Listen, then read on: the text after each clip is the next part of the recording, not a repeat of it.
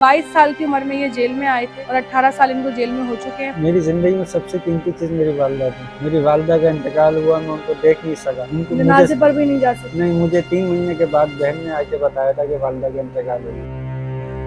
2013 में आई थी मुलाकात पे, बहन साथ ही लेके आई थी। बस वो आखिरी बार उनको मैंने शीशे पे देखा था, उसके बाद देखना नसीब नहीं हुआ। यहाँ पे भी आने के बाद उनका यही सवाल होता था, अब कब आएगा मेरा बच्चा, अब कब आएगा। तो उनको ये नहीं बताया था मैंने कि मुझे सजाए मौत लगी है। नाज़रीन, इस वक्त सजाए मौत की बैरिक में मौजूद हूँ और एक और कैदी जो कि 18 साल से जेल में है और कत्ल का केस इनके ऊपर जो है वो दर्ज किया गया है।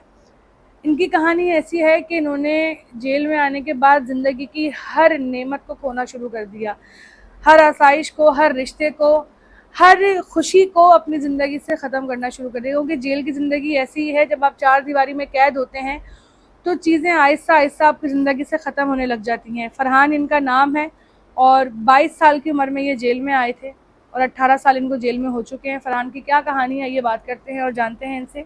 फरहान भाई, क्या मुकदमा आप पे लगा हुआ है, क्या खता थी जिसकी वजह से आपको जेल की सलाखों के पीछे आना पड़ा? ये कत्ल का केस है 302 जिसको कहते हैं। उस एफआईआर में मेरे को नामजद किया गया था और फिर जब जेल लाया गया, ट्रायल कोर्ट तक से सजाए मौत लगी, हाई कोर्ट से भी लगी और अभी तकरीबन मैं सुप्रीम कोर्ट में ज़ेर इल्तवा मेरा केस है। और अब तक मेरे केस की कोई सुनवाई नहीं हो सक रही है।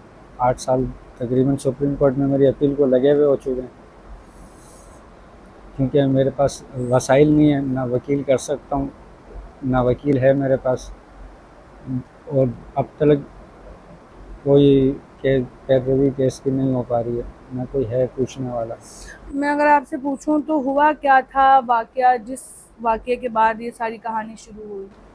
मैं जिस जगह पे मेरी दुकान की शॉप थी, मेरा आना जाना था, उसी जगह का ये मर्डर है, उसी जगह पे हादसा हुआ था।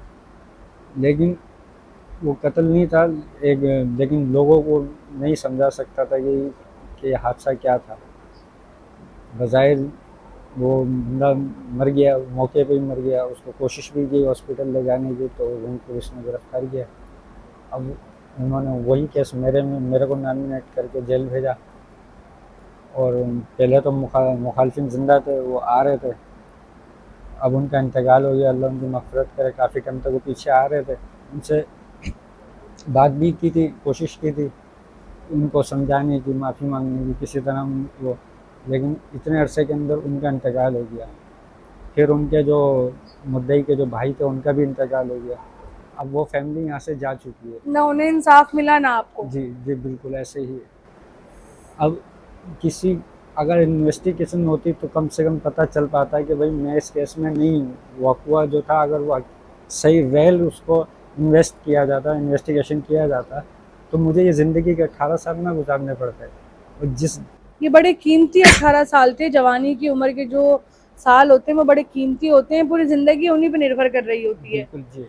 फरहान भाई, 18 साल जेल में कैसे गुजरे? अगर मैं आपसे पूछूं आसान अल्फाज में कि 18 साल कैदो बंद, उम्मीदें, बिल्कुल सख्तियाँ, तंगियाँ, बयान करें किस तरह से गुजारे हैं 18 साल? ये 18 साल आप ऐसे कह सकते हो कि 18 ज़िंदगियाँ ख़त्म हो गई हैं। इस तरीके की नौबत है, क्योंकि यहाँ एक दिन भी जो है ना 1 साल से कम नहीं है। बज़ाहिर तो आपको ऐसा दिखता है कि आप पुरसुकून बैठे हुए हैं, लेकिन ज़हनी दबाव होता है। आपके घर वाले, फैमिली के बारे में आपका ज़हन चल रहा होता है। आपके कोर्ट के मामलों के बारे में आप सोच रहे होते हो कि मैं कैसे निकलूँगा, मेरे मतलब को सकून नाम का जो लफ्ज़ है वो नहीं। नहीं होता ज़िंदगी बिल्कुल में। ऐसा ही।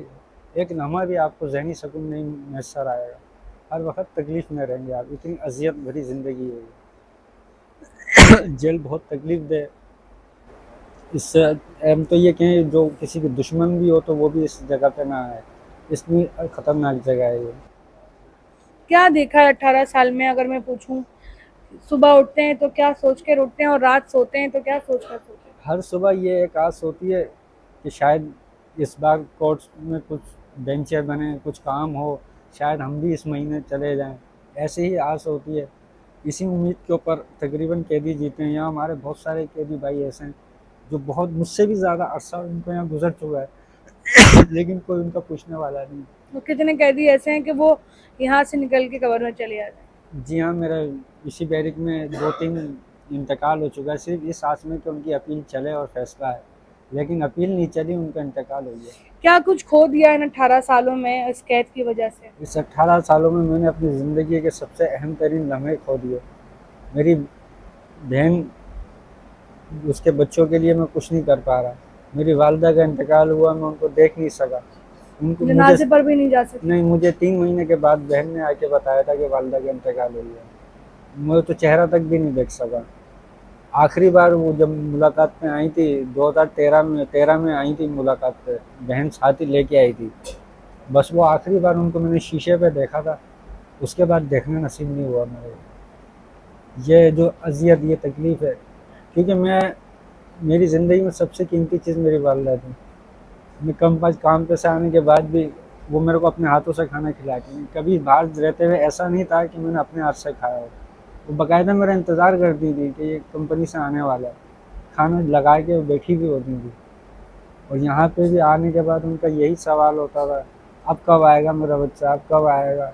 अब उनको नहीं बता सकते थे कि सज़ाए मौत लगी हुई है कितना टाइम, क्योंकि वो बर्दाश्त नहीं कर सकती थी, दिल की तकलीफ़ थी उनको।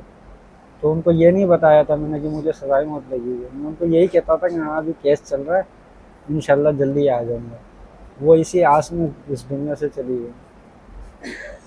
फरहान भाई, जो लोग देख रहे हैं उनको क्या आप मशवरा या क्या ऐसी बात कहना चाहेंगे जो वो आपसे कुछ सबक सीख सकें या आपसे आपको देख के अपने आने वाली ज़िंदगी में कुछ फैसलों को दुरुस्त कर सकें? यही है, मैं तमाम लोगों को ये कहना चाहूँगा कि ज़िंदगी में जो मैसर हलाल तरीके से मिल रहा है ना, उसी पे अगर तवक्कल रखेंगे तो ज़िंदगी में कभी आपको तकलीफ़ का सामना नहीं होगा।